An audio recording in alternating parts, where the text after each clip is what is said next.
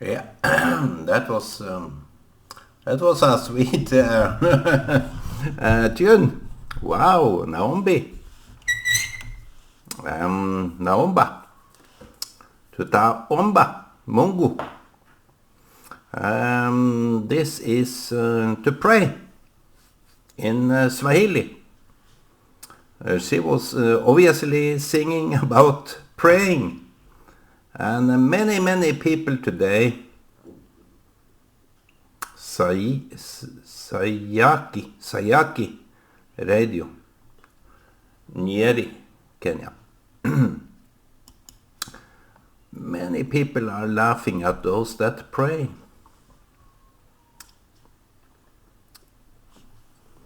Because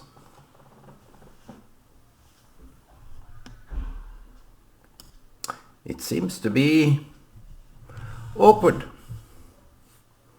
So people pray in secret. It's kind of this, back to the Adam and Eve. They realized that they were naked, and run and hide. And the same thing with prayer. You run and hide into your room so that nobody would see that kind of nakedness. And in fact, it's quite interesting that it's like that. I wouldn't go out there and start with a prayer, though it may be needed. So today I wanted to continue this unique. You are unique. This was from yesterday.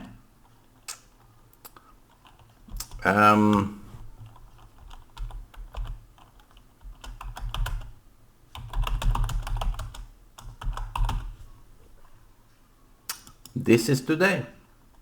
You are unique in the sight of God. I don't want to start exactly there because that was the beginning. You are made. In a way that this Dawkins, Richard Dawkins, I think it was him that said that. I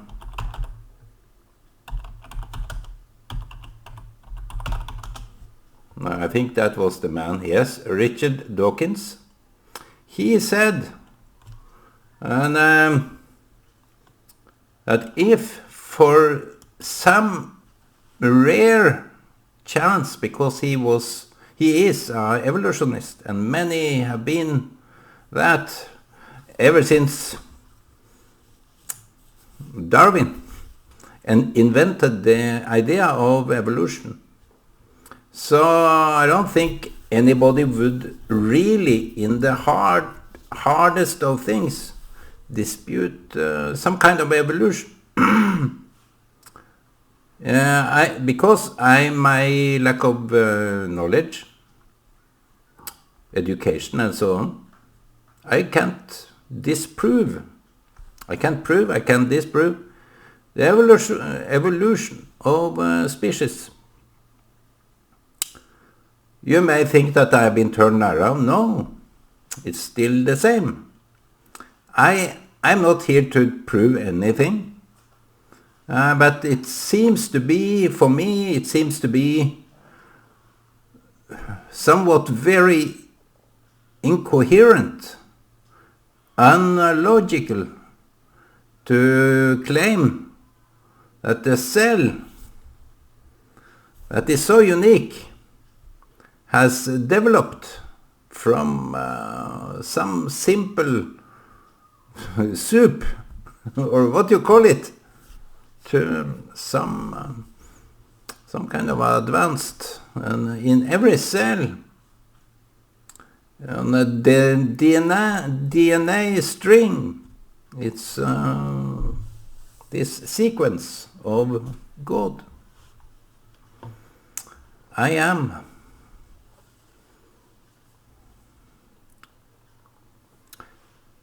That was the first in the sight of God. In God's creation, you are made unique. What I want to point out today is that you are unique in the sight of God.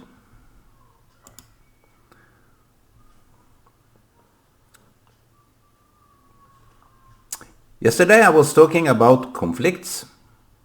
Certain conflicts that is obvious happening because due to the differences, the kind of polarity that we have innate, we see it this way and I see it my way, you see it your way. And both equations, both narratives, both perspective can be right. There are some simpletons that say there is only one truth. It depends on the perspective. For you, your perspective is true. That is kind of obvious. It's written in the Bible, in every man's mind, he is right.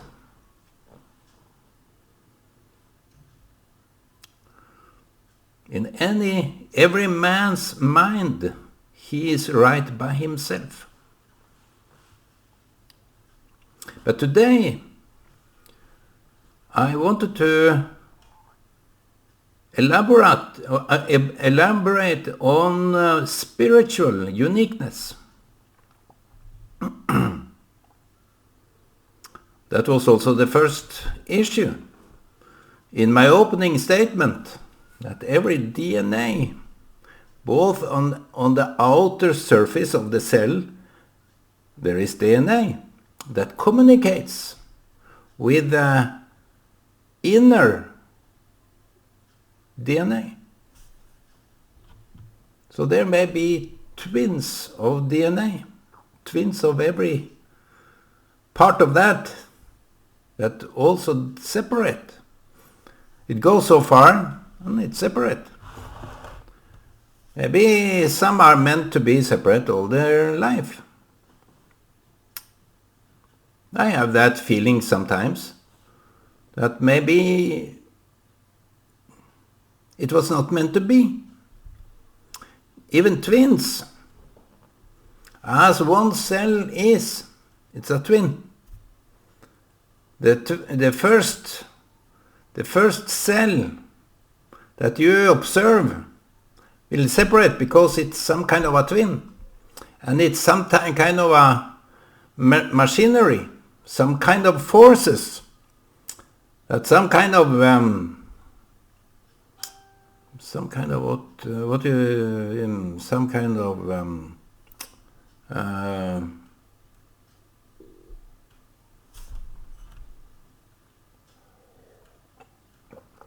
pulsating that drives the equation, that drives it to some separation. I had this feeling with someone maybe 15 or something a year ago, that I saw her, then I lost her. It was this jump. I saw her, I lost her. This kind of feeling that you may have without even getting something out of it. Because if you are intrigued by someone, you may lose it. And there is so much into this issue that I would just only touch on. Because what is unique in God's sight may also be the uniqueness in everyone's sight. The kind of uniqueness you see in your children, in your brother, in your sister, in your friends, in your enemies, that kind of uniqueness. Maybe it's this pulsating. We are intertwined in some way. We are fulfilling some function in some way. And God is within those forces. The uniqueness that God sees in us is because we are all spiritual beings. How can God see us? It's by... I don't want to answer for God, but in my mind, I have to speak my mind. It's because He sees some spiritual potential in us. The potentiality of being a spiritual being.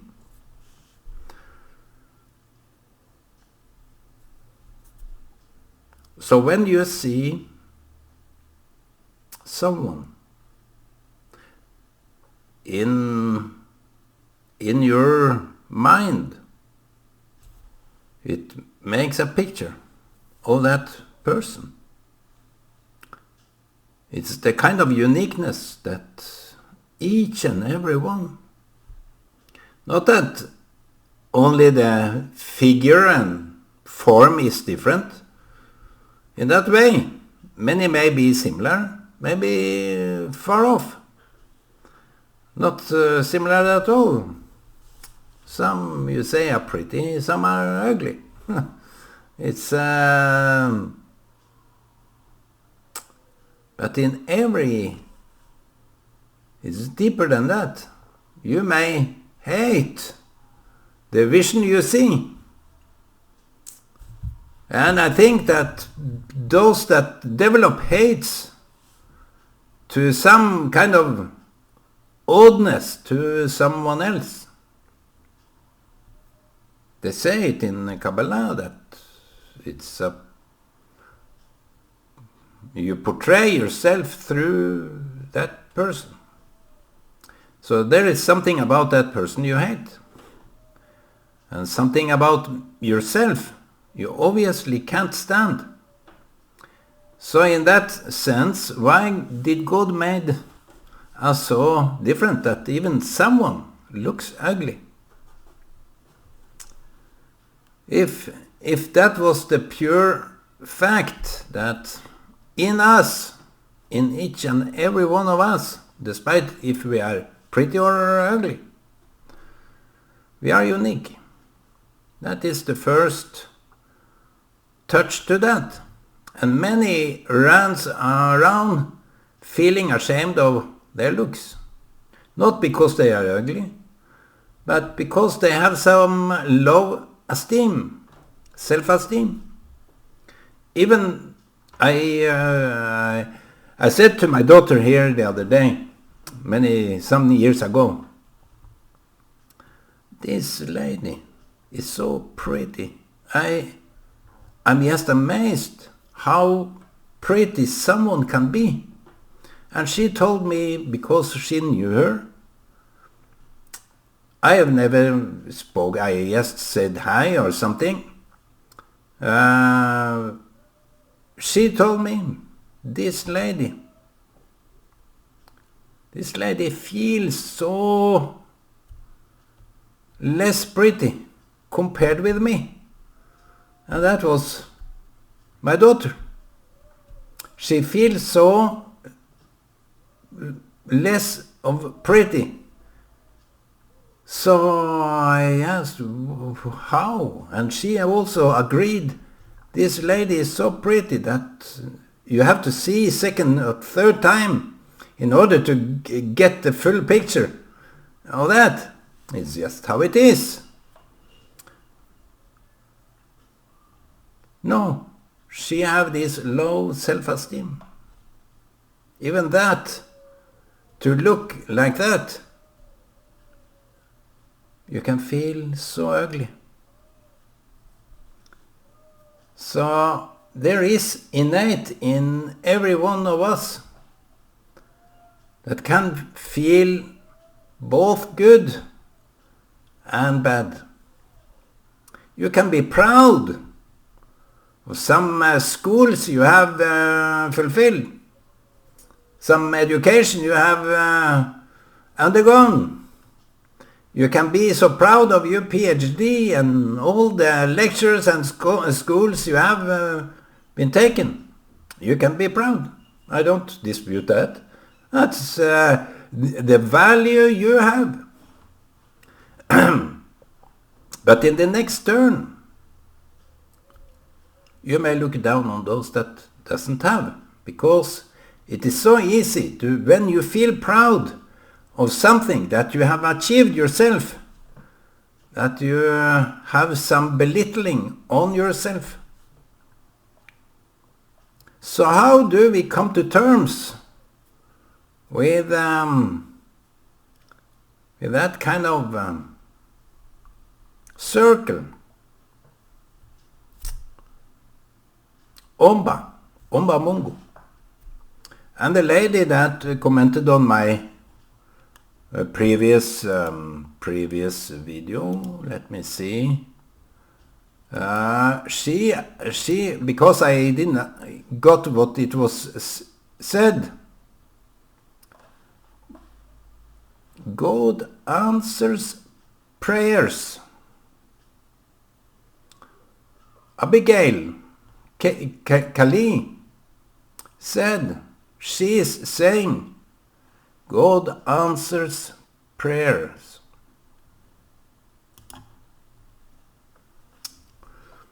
You see, there is many ways God answers.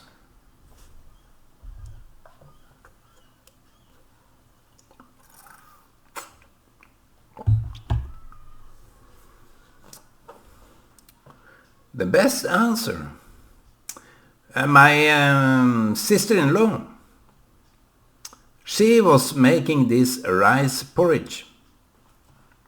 I couldn't stand it because it was milky.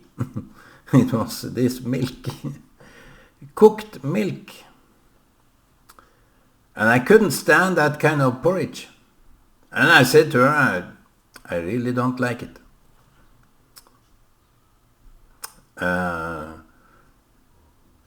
But I was only remembering, sorry to say, brother and sister, that was my mom's porridge.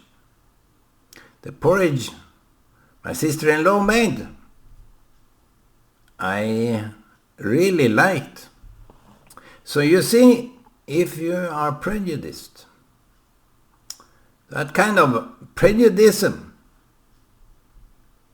would be better to pray to God that you get rid of that prejudice. Because you can't meet everyone the same. And that is a task of itself. Because everyone is unique. Unique in itself, in himself, herself. You can't approach them as you do with other people. That is one thing. And that is kind of obvious. And as I have been saying previously, take a new picture every day. Take a new picture every time you see. Don't let your prejudice hit you in your back. Because if you meet someone that left the day before or the year before in the same way that you did then, you are prejudiced. Make up new pictures of each and every one of those that you are interacting with. Either they are friends or enemies. So maybe Jesus was right all along. Love your enemies, because it's some kind of a inside information, so to say. If you have this same attitude to other people, you haven't learned the lesson of love. You are you are slow in learning, because I'm not the same today as I was last year. Personality-wise, I'm the same because God made me so. But the state of mind, where I am at, you see, we have something going. We agree to meet at some certain place. When you make some appointment, a date or something, you make an appointment in order to meet at a certain time and a certain place. And that should show you that the place that you and me are in that moment is brand new. That's why I've been going into this time that is so enigmatic. And part of that time relation is that we are also some kind of enigmatic to time. Because what I have understood today is quite different than I did the other day, the other year, the other season. And we are very dependent in some way on the time. Time is the only part that separates everything. Time does separate. Give it time, it will separate. This is the time. Time makes energy. Time makes pulsations. And time makes you unique. You are unique in your own being. And you should regard yourself not similar to others, but unique. I felt very unique, oddly unique, and very limited unique when I was growing up. And I think everyone needs that kind of trajectory in his or her lifespan. That you develop some kind of balancing of yourself. That you can balance yourself. That you are not bad off. You can compare or make you similar to everybody. That you are not so strange. But in your own way, you should regard yourself as someone unique. And today, it's all about our uniqueness in the sight of God, in the sight of those that we love and those that hate us. Make yourself as your own trademark of yourself.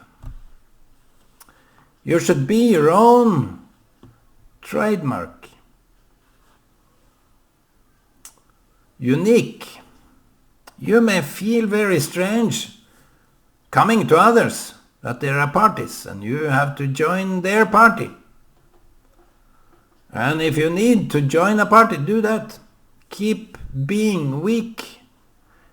Keep being vulnerable to others.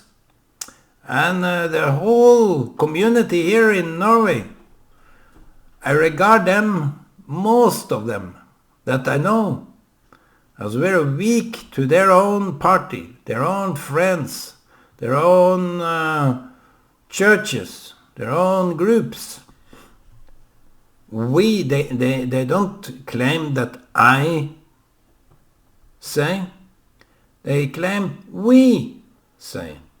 That is hiding, my friends. Don't hide, because you are unique. Some unique gemstones shouldn't be hidden. Those that are afraid of others may hide. I state it for the best of you. Just hide. Don't come out until you are so fed up with this toxic group. Everybody is joining a group. Everybody is joining a church.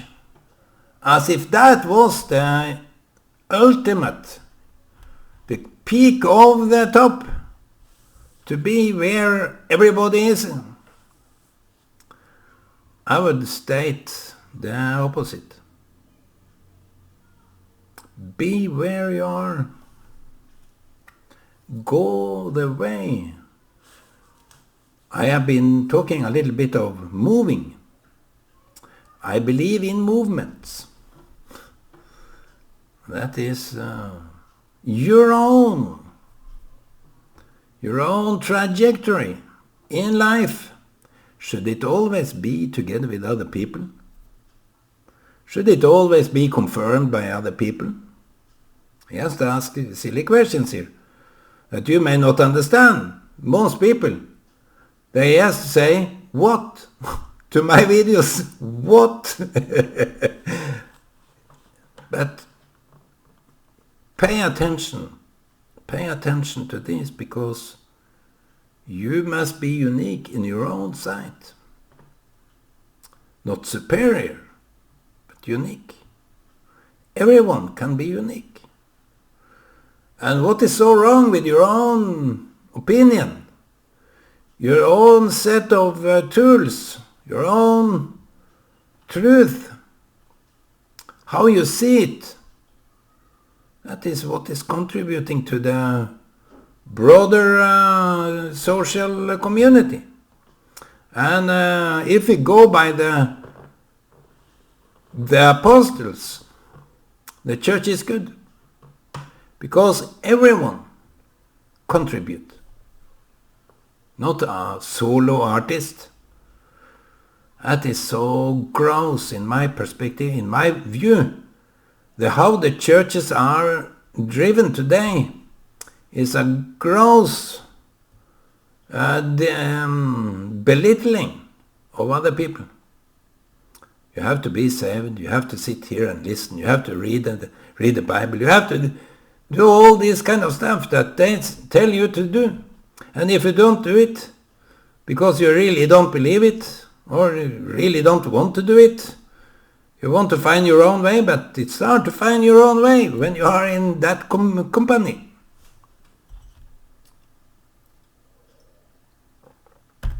Paul said everybody can contribute in the church. If I have a psalm, if I have a testimony, if I have a prophecy, if I have some service to give, if I have some heart to give, love to give, caring to give, that's how it should be. So my friends, I've been cleaning out here, and I feel this was a good statement that you are unique in the sight of God. God wanted more for you than you even believe yourself. So take care. Don't belittle yourself. Never say that you are not doable. You are good. You are perfect. Bye-bye.